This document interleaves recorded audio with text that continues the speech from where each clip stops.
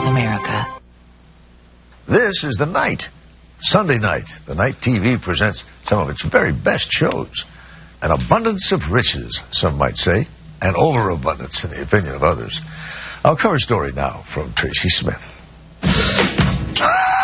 Madam Secretary, we have a problem. So it's fall. We might be safer outside those walls. My background is quite varied. The start of a new television season. Are you familiar with the Brachistocrat? Which ought to put a TV critic like Alan Sepinwall in a pretty good mood, except for the workload he faces on one particular night of the week.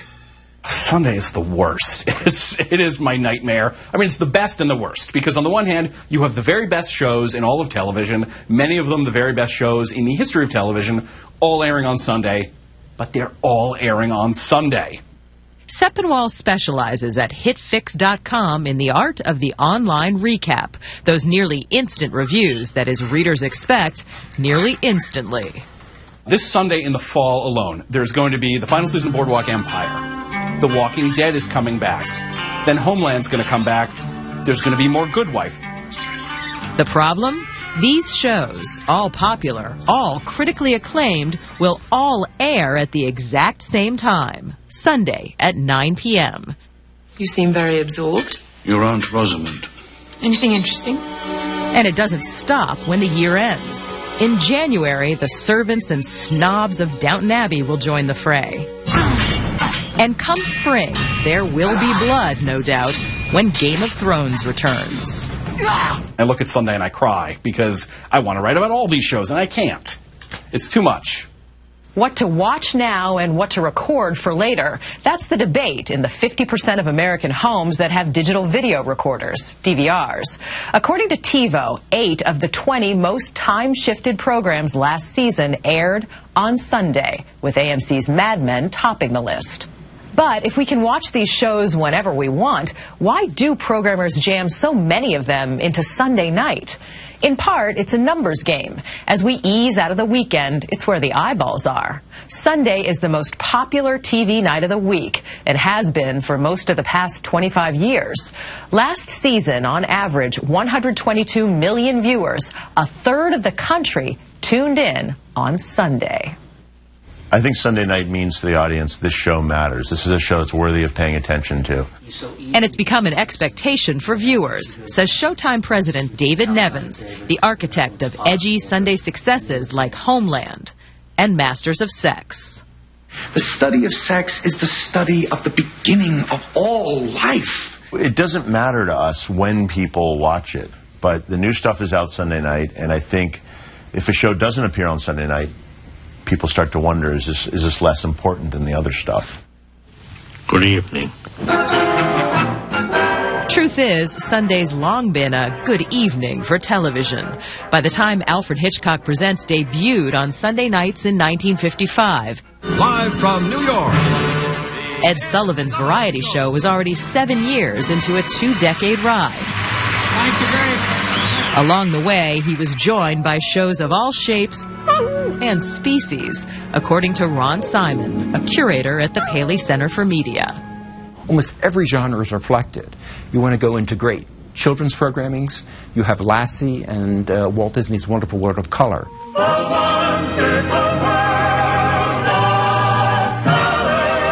But the show that was the #1 show on Sunday night was Bonanza.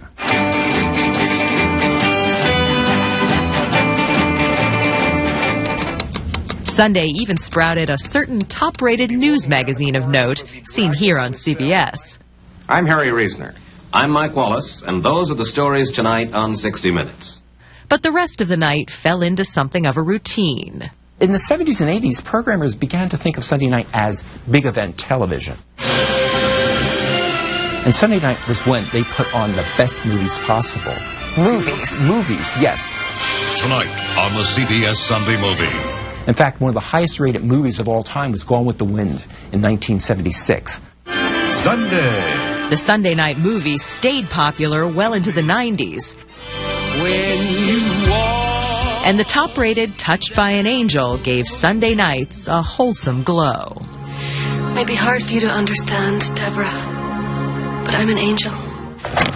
Anthony Soprano, Detective Gaudioso. But the landscape changed dramatically in 1999. You bring the whole county with you? We don't take any chances. When HBO needed a time slot for a new, not-so-wholesome show. It's interesting now that it's clearly perceived as the night. People are looking for a philosophy when it started off as, you know, as something that was really what's the safest night. That was the philosophy. Let's find a safe night. Yes. Let's go to the quietest night on the dial. Michael Lombardo is president of programming at HBO. When you first looked at those numbers on Sunday night for The Sopranos, what was your reaction? We thought we were geniuses. I mean, the reaction was shock. I've been seeing a therapist. Oh my God. HBO estimates a total of 10 million viewers watched the first season of The Sopranos, a number that would nearly double as the series continued. What are you, an alien? How could you not have seen the way we were? Chick film. With its other Sunday hits like Sex and the City, HBO made the night a destination for cutting-edge TV, one that Alan Sepinwall says other networks noticed. And so suddenly everyone else had to rush in and copy HBO. So Mad Men, in its first season, aired Thursdays. And at the end of the season, the head of AMC said, all right, if we want people to respect us and pay attention to us, we have to go to Sunday because that's where people have come to expect these kinds of shows. I'm suggesting you stop asking invasive and irrelevant questions. And 3 years ago, CBS moved its critically acclaimed show, The Good Wife, from Tuesday to, you guessed it, CBS Entertainment Chairman Nina Tasler. We just felt that it was a better home and would give it more of a foundation in terms of an upscale audience. The critics saw it. Critics loved it. Great. Move it to Sunday where there's an audience for this quality television. Exactly. Of course, this time of year, a large part of Sunday night's audience watches football. But if they're looking for drama that's scripted, there's plenty to choose from. And Tasler says that's a good thing. If Sunday night is embraced as that kind of night for television, more people are going to be coming to the sets. So that's ultimately good for us. Collectively, says HBO's Michael Lombardo, these Sunday programs make an argument for something old school these days, watching a show together. How important is that communal experience of Sunday night viewing? I think it's one of the few touchstones that people have in an increasingly sort of fragmented world where everyone's on their own. According to Nielsen, on average, Sunday has by far the most tweets about television. 3 of last season's top 5 series with the most Twitter traffic aired on Sunday, led by Breaking Bad. That is just perfect! Pepper spray the man who's expressing his opinion under the First Amendment!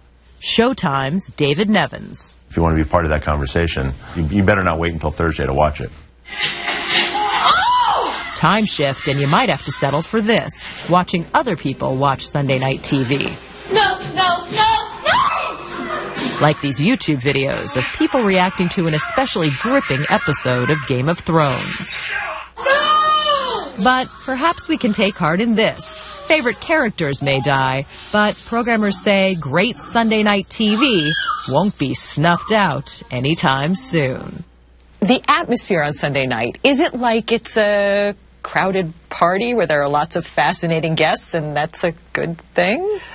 Well, I think that's a great analogy. I think it would be a crowded party, but with several buffet tables, because you can literally pick and choose, and you can walk from buffet table to buffet table. Everybody eats, but everybody can choose something different. Shoes should feel nice, so why